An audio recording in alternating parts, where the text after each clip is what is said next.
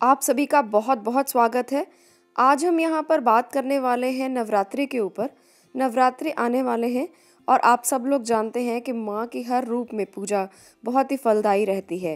पर आज मैं यहाँ पर आपको एक विशेष उपाय बताने वाली हूँ। इसे विशेष इसलिए कहा जाता है जब माँ के नवरात्रे आते हैं तो हम माँ के हर रूप की पूजा करते हैं, परंतु अगर राशि के अनुसार हम माँ के उसी रूप की पूजा करें जो हमें विशेष ऊर्जा प्रदान कर सके। ऐसा इसलिए माना जाता है क्योंकि माँ के 9 रूप हैं और अगर हम 9 के 9 रूपों की पूजा करेंगे तो हम अपनी एनर्जी को चैनलाइज नहीं कर पाएंगे। इसलिए एनर्जी को चैनलाइज करना बहुत ज़रूरी है। माँ के तो 9 रूप हैं और माँ हर रूप में वही फल प्रदान करती है जो फल माँ हमें दे सकती है। माँ अपने बच्चों को हर रूप से अच्छा देखना चाहती है, उनके लिए हर रूप से भला करना चाहती है, परंतु हम अगर राशि के अनुसार माँ के उसी रूप की पूजा करते हैं जो हमारे लिए विशेष तौर पर है तो हमें बहुत ही ज़्यादा अच्छे फल प्राप्त होते हैं और जल्दी प्राप्त होते हैं। इसलिए आज के इस वीडियो में हम जानेंगे कि सभी राशियों को यानी कि विभिन्न विभिन्न राशियों को माँ के किस रूप की पूजा करनी चाहिए और साथ में जानेंगे कुछ विशेष उपाय जो नवरात्रों पर वो कर सकते हैं और इन विशेष उपायों से आपकी हर मनोकामना पूरी हो सकती है। आप माँ के साथ बैठकर उनके सानिध्य में बैठकर हर वो चीज़ मांग सकते हैं जिसकी आप इच्छा करते हैं। एक वर्ष में 4 नवरात्रे आते हैं, चैत्र नवरात्रे, आषाढ़ नवरात्रे, अश्विन नवरात्रे और माघ के नवरात्रे। तो इनमें से शुक्ल प्रतिपदा से नवमी तक 9 दिन होते हैं जब माँ की पूजा की जाती है। इनमें चैत्र और अश्विन नवरात्रों की मुख्य भूमिका रहती है। इनमें भी देवी भक्त अश्विन नवरात्रों का बहुत अधिक महत्व मानते हैं। इनको यथाक्रम वासंती और शारदीय नवरात्रे कहा जाता है। चैत्र नवरात्र को बासंती नवरात्रे कहा जाता है। चैत्र नवरात्र का प्रारंभ चैत्र मास शुक्ल पक्ष की प्रतिपदा से होता है। चैत्र में आने वाले नवरात्रों में माना जाता है कि कुल देवी देवताओं की पूजा करने का विशेष प्रावधान होता है। ऐसा करने से आपको विशेष फल मिलते हैं। चैत्र नवरात्र माँ की शक्तियों को जगाने का, उनका आह्वान करने का बहुत ही अच्छा समय माना जाता है। हम मानते हैं कि इससे हमारे सभी संकट, हमारे रोग, दुश्मनों से, आपदाओं से हमें मुक्ति मिलती है। ऐसा करने से माँ हमारी रक्षा करती है और हमारा सभी आपदाओं से बचाव होता है। इस बार 2019 के जो चैत्र नवरात्रे हैं उनका आरंभ 6 अप्रैल शनिवार से होगा जो कि 14 अप्रैल तक चलेंगे। कलश स्थापना का जो शुभ मुहूर्त है वो प्रातःकाल सुबह 6:09 से 10:19 तक का होगा। मुहूर्त की कुल विधि 4 घंटे 9 मिनट की होगी।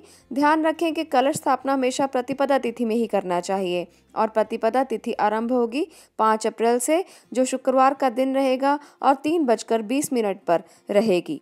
चलिए आज की इस वीडियो में हम जानेंगे कि वृश्चिक राशि के लोगों को किस प्रकार से माँ की आराधना करनी चाहिए, माँ के किस रूप की पूजा करनी चाहिए। वृश्चिक राशि के लोगों को स्कंद माता की विशेष तौर पर उपासना करनी चाहिए। हर रूप में माँ को पूजना जरूरी नहीं है। माँ हर रूप में वही फल प्रदान करती है जो वो एक रूप में प्रदान करती है। इसलिए वृश्चिक राशि के लोग अगर स्कंद माता की पूजा करते हैं तो उन्हें विशेष फलों की प्राप्ति होती है। इसलिए मेष राशि के लोगों को 9 के 9 नवरात्रों में स्कंद माता की पूजा जरूर करनी चाहिए। ऐसा इसलिए है क्योंकि माना जाता है कि स्कंद माता भक्तों को सुख और शांति प्रदान करती है और ऐसा भी माना जाता है कि देवासुर संग्राम के सेनापति भगवान स्कंद की वो माता हैं। और आप जैसे कि जानते हैं कि वृश्चिक राशि के जो स्वामी हैं वो है मंगल ग्रह, जिन्हें अपने आप में सेनापति माना जाता है। तो उनकी माँ होने के कारण उनको पूरी तरह से संभालने की शक्ति इनमें है। इसलिए स्कंद माता की पूजा करना विशेष फलदायी हो सकता है। वैसे तो स्कंद माता की पूजा 5 नवरात्रे में की जाती है। स्कंद शिव और पार्वती के बड़े पुत्र कार्तिकेय का एक नाम है। इन्हें 6 मुख होने के कारण षडानन के नाम से भी जाना जाता है। स्कंद की माता होने के कारण देवी को हम स्कंद माता के नाम से जानते हैं। माना जाता है कि माँ दुर्गा का ये रूप भक्तों की सभी मनोकामनाओं की पूर्ति करता है और उन्हें मोक्ष का द्वार भी दिखाता है। माँ के इस रूप की 4 भुजाएं मानी जाती हैं और इनके दाएं तरफ भुजा में स्कंद और कार्तिकेय को पकड़ा हुआ है। इसी तरफ निचली भुजा के हाथ में कमल का फूल और बाईं तरफ भुजा में वर्ध मुद्रा है। नीचे दूसरी ओर श्वेत कमल का फूल है। सिंह इनका वाहन माना जाता है और ये भी माना जाता है कि ये देवी सूर्य मंडल की अधिष्ठात्री देवी हैं। सूर्य की अलौकिक तेज इन देवी के अंदर है, इसीलिए इन्हें जब हम पूजा करते हैं इनकी तो हमें विशेष फल प्रदान करती हैं और अपनी सारी ऊर्जा अपने भक्तों में दे देती हैं। मन को एकाग्र करने के लिए इन देवी की पूजा करना विशेष फलदायी रहता है। इसलिए मेष और वृश्चिक राशि के जो बच्चे हैं, जो पढ़ाई कर रहे हैं, जो एजुकेशन ले रहे हैं, उनके लिए विशेष फल प्रदान कर सकती हैं स्कंद माता। अगर आप एकाग्रचित होकर ध्यान करते हैं, इन नवरात्रों में माँ की आराधना करते हैं तो आपको विशेष फल प्राप्त हो सकते हैं।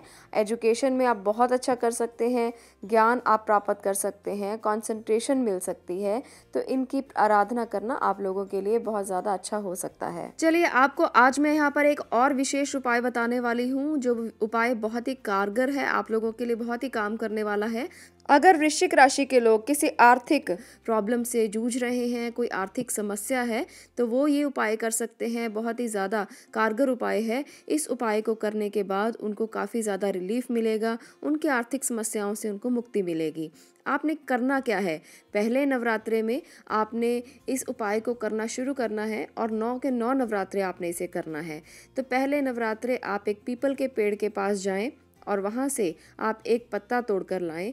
पीपल का पत्ता बहुत ही साफ और अच्छा होना चाहिए, खंडित पत्ता नहीं लेना है आपने। अगर कोई भी पत्ता खंडित होगा तो उपाय आपको फल नहीं दे पाएगा। इसलिए उस पीपल के पत्ते को आप ले आएं और घर पर आकर उसे गंगा जल से धो लें। अब इसके बाद आपने क्या करना है, आपने थोड़ा सा सिंदूर लेना है और गंगा जल में उस सिंदूर को भिगोकर आप उसे थोड़ा गीला कर लें, जिससे आप इसको लिखने के लिए इस्तेमाल कर सकें। एक तरह से आप इसकी इंक बना लें। जब आप इसकी इंक तैयार कर लेंगे, उसके बाद आपने इसके ऊपर अपनी अनामिका उंगली से, जिसे रिंग फिंगर बोला जाता है, अपनी अनामिका उंगली से आपने इस पत्ते के ऊपर इस सिंदूर के साथ ह्रीं लिखना है। ये मंत्र है, बीज मंत्र माना जाता है इसे। बहुत ही इफ़ेक्टिव है, बहुत ही प्रभावशाली है, आप लोगों के लिए बहुत अच्छा रिजल्ट देगा। ह्रीं बीज मंत्र इस पत्ते के ऊपर आप लिख दें। ऐसा आपने 9 के 9 दिन करना है। नया पत्ता लेकर आना है और उसके बाद आपने उसी प्रकार से सिंदूर गंगा जल में डालना है। गंगा जल से पहले पत्ते को धोना है और इसी प्रकार से ह्रीं लिखना है। तो ये जो 9 पत्ते आपके पास तैयार होंगे, इन्हें आप डेली माँ के चरणों में अर्पित करें, स्कंद माता के चरणों में अर्पित करें, या जिस भी मंदिर में आप जाते हैं वहाँ पर अगर कोई स्कंद माता की मूर्ति है, कोई फोटो लगी हुई है, तो वहाँ पर आप इसे अर्पित करें। 9वें दिन जो पत्ता आप लेकर आएंगे, 9वें दिन उस पत्ते को जब आप स्कंद माता के चरणों में अर्पित करेंगे तो वहाँ पर बैठकर उनसे प्रार्थना करें कि हमारे आर्थिक उन्नति के लिए आप हमारी सहायता करें। माँ से इस बात की विनती करें कि जो भी आर्थिक दिक्कतें आपको हैं उससे आपको निजात मिल जाए। तो वो पत्ता आप अपने घर ले आएं और उसे पूरा साल आप अपनी तिजोरी में, आप अपने जहाँ पर भी पैसे रखते हैं उस जगह पर रखें। ये पत्ता आप लोगों के लिए विशेष फलदायी साबित हो सकता है।